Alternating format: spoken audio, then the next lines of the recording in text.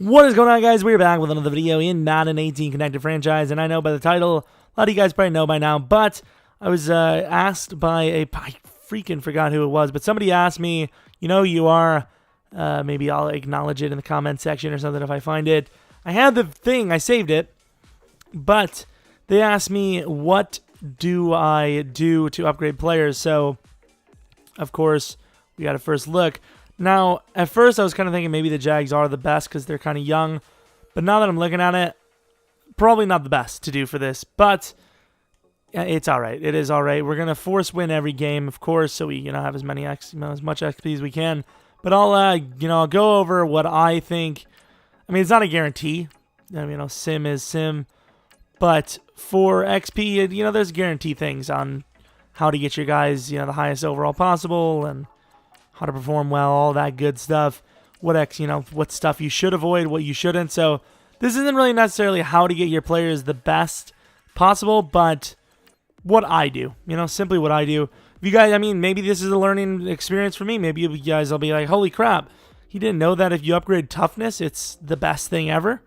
It is, the simple stuff. So obviously we got to go to the playoffs.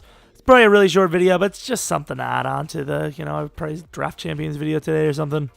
So we are here, and we should have a good XP. It's not bad. 30K here and there, 40K, a little bit more. Defense has got some stuff on it. So I'm so used to rebuild stuff going over to there. But we will take a look at our XP. So obviously another thing is coaching stuff. So this is, I guess, just in general franchise tips video. But first things first, player weekly XP, of course. Scouting, you don't need it unless you're going to go a little, half-assed like I do sometimes, where you just sim the week. Sometimes you don't use every XP every time. But if you use every bit of scouting you can every week, you don't need it. It's just absolutely not useful. So what I do, this coach already had offensive line, but I go for the cheapest ones first because it makes the most sense. So whatever position you're really young at.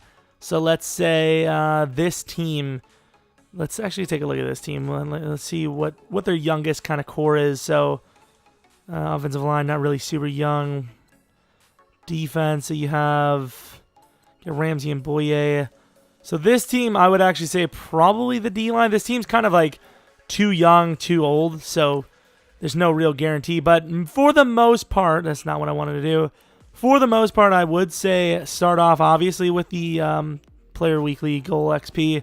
Then I would go O-line. Then I go DB. Then, it comes down to who you're youngest with. If you're a great young D-lineman, got great young linebackers, go for one of those. Obviously, here we got almost all of those. So, basically, what you're going to be doing is going for the biggest affected core, Offensive line, that's 5+ players. DBs, that's like 5 to 7, maybe 5 to 8, and then linebacker 4, another 4 to 5 there. Could go wide receiver as well. Obviously, maybe a team like who's got really good young receivers. This team's actually not a bad example themselves. Allen Robinson. Obviously, this will change soon, but 24, well, next year anyways. 24, 25, 25. Not the worst to go with, but never go with I wouldn't go with quarterback. It's like 4K for one player. Then you got tight end, 35K for one player. Running back, 35K, 3,500 anyways for one player. Just way too expensive in my opinion. Just not worth it. But players. So injury important for almost every position for overall wide receiver. I think Cooper used to be like an 86, and we get to like an 88 injury. Of course, the basics: catching traffic, route running. I like to keep these all similar. Obviously, you don't have to, but I like to keep these all similar. If I'm going to go with a user league where I'm actually trying to get the best possible player, I usually go with the route running release first because I find that it's very hard to catch the ball in general. So if you don't get separation with route running release, it's just not going to happen anyways. Obviously, speed and all that, but once again, what are you going to do? Upgrade speed, excel, and agility, which is why when you're drafting, always look for the speed. If you're doing a rookie, if the rookies draft, obviously the combine. If you want a guy with good strength, it's not going to happen unless you physically get that drafted, or else you're going to be paying way too much for it. A big stat that a lot of people don't really pay attention to, not you really have much of a choice, but jumping. Guys like Juju Smith-Schuster, it takes him a long time to get to 99, a lot longer than normal because he's stuck at like low 80 jump, which is very hard and just not, useful enough for the XP. It just costs way too much. It's like almost a speed stat, around that overall. But of course, receiving, I wouldn't touch any of that stuff. I think blocking helps, but I don't know if it's really worth it. Let's get our run blocking up. Screw it. Let's spend all of it on run blocking. This would be a little test for me because I'm actually not 100% sure about this. But he starts off as a 90. And let's see what the run block does. Does anything... This would be a good one for me because I usually don't pay attention to this. So he doesn't go up at all, and he went up like 20 in each, so I wouldn't touch run block or impact block for a wide receiver. Just the simple catching traffic, route running, spec maybe, release for sure, and then awareness if you are going for rebuild, status. And then linemen, very easy, obviously. You'd never touch strength. If they're really low strength, you're screwed because it's just not worth it. You could either get one strength, get them to 90, or you can get maybe 12, 15 pass block. That's why I say it. Injury, a huge one, obviously, for overalls. Just in general, you don't want to get a player injured, but I would say a good 80 to 90 injury is good 4 upgrade probably. It's very high. But obviously the simple stuff here, just boom, boom, boom, awareness for the rebuilds. For user, probably, go for awareness last. What else do we got? So we have quarterback. Obviously another simple one. Injury doesn't factor too much. Awareness does. D-back, if we're going for rebuild status, once again, don't touch D accuracy unless maybe 95 in the mediums, because, you look at the difference. 85 to 86 is 500 less than short. You're just not going to be able to afford it. Going to running back now. Running backs. Injury, quite a big of an issue. Let's see. Let's get into 99. He's going to go from an 89 to a 90. That's not bad. Don't know what the actual threshold would have been. Awareness important. If you're going for rebuilds, once again, ball carrier vision, big. Carrying big for the fact that you don't want them to fumble. And then I wouldn't touch trucking or elusiveness because, once again, the XP, look at how much it costs. Way too much. Way too much XP. But spin, stiff, juke, all very, very fair prices. So very easy there. And then fullbacks. If you're going rebuilds, I wouldn't really touch the actual blocking stats too much because they cost too much. I would just go with awareness and then impact because that's just the cheapest option. Tight end. I liked it. I never touched the catching stats.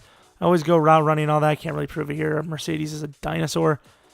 But I go route running, and then I go impact block. 2 very good stats. His run block is actually really good. 87, Jesus. Went with the linemen already. Defensive linemen, obviously this comes down to what type of player they are. But play rec, pursuit is a big one. A lot of pursuit for defenders in general. Pursuit, awareness. Then I worry about these, but obviously if you're using, I wouldn't worry about the awareness and play rec until after the fact. Honestly, awareness, how much is it really that important for pass rushers? I'm not really saying awareness would really be that important for a defense, a pass rushing lineman or just a pass rushing player in general, because play rec, figures out what plays they're running. Awareness, I don't really see how that would, factor with engaging a blocker. So pretty simple stuff once again there.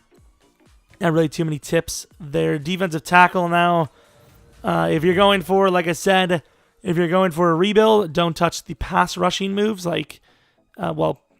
quarterback pass rushing moves, power move, finesse, don't touch those. Go with the awareness, go with the play rec, go with the pursuit.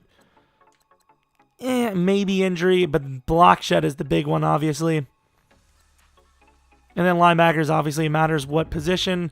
Miles Jack is a coverage, so awareness and play rec all damn day. Even, if we're going rebuilds, non-playing awareness and play rec is pretty much the move for most positions. Obviously, injury is huge for linebackers as well. And then, obviously, pass rush moves. But For the most part, when you're going for the non-user stuff, awareness and play rec and an injury are the best ones to go with. You see, Paul Posluszny went up to an 84 there. And then corners. This is the biggest one that I have like kind of issues with because it's kind of all over the place for me. But, of course, first things first. If you're going for the cheapest, obviously make sure their injury is good. Always awareness. Always play rec. Always pursuit. If you're going for user, now that's where it gets a little tricky because injury awareness and play rec are nice. Don't get me wrong.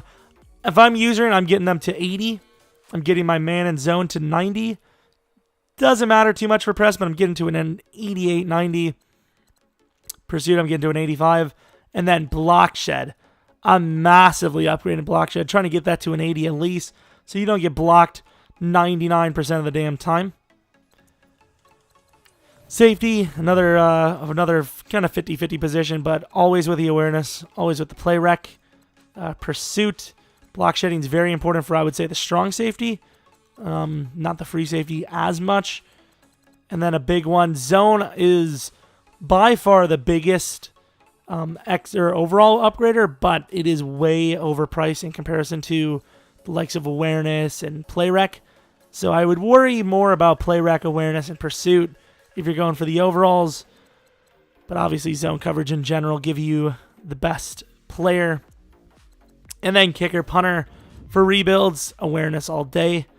The other stuff's just not worth it. I think Josh Lambo just went up there 3 overalls, if I'm not mistaken. Accuracy and awareness. Obviously, if you're playing in a user league. I mean, honestly, I think for kicker punter, that's the one where it's universal. If you're playing in a user league, you find a guy with high base kick power and you work on the others. Yeah, I wouldn't touch the dev. I guess I should go over that as well. The devs. So quarterback, if they're under 25, I'd be going for dev. Running back, under 25, I'd be going for dev. Wide receiver, under 23, or a rookie. A rookie or under, like 23 or under, because it just costs so much. Tight end, I honestly wouldn't worry about the dev. Those guys are hard to get XP for in general. Offensive lineman, I wouldn't even worry about a single player's dev. I would not. Pass rusher, I think I would skip on the dev as well. Very hard to get XP unless they win awards and or break records. Linebackers, every single linebacker. Don't worry about the dev. Just get their stats up. Corners, I would go dev. Safeties, I would also go dev. And then special teams, obviously, you don't go dev. So hopefully, whoever asked it, it helps you. Hopefully it helps you in general. Let me know if you have any suggestions for, what I could have done better there. What would you say? Ooh, we're actually in the game. I didn't even force win this one. But is there, something I missed maybe? Was there something like toughness or something? I don't usually touch toughness, but maybe it does bring you up and we win a Super Bowl. All right, not that big of a surprise. But yeah, that's my, I've done a lot of rebuilds, done a lot of franchise stuff, always have, always will.